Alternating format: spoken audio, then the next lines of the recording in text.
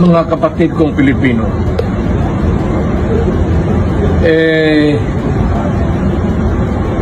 umiikot ako sa Pilipinas ngayon hanggang kaya para sa peace rally.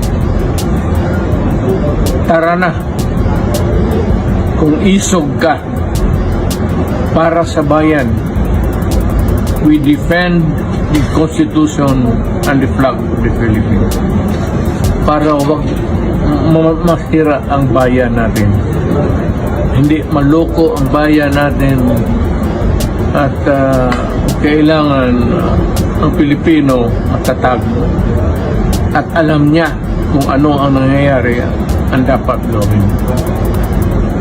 Ito naman ang gusto namin, mapayapa lahat ang mangyayari.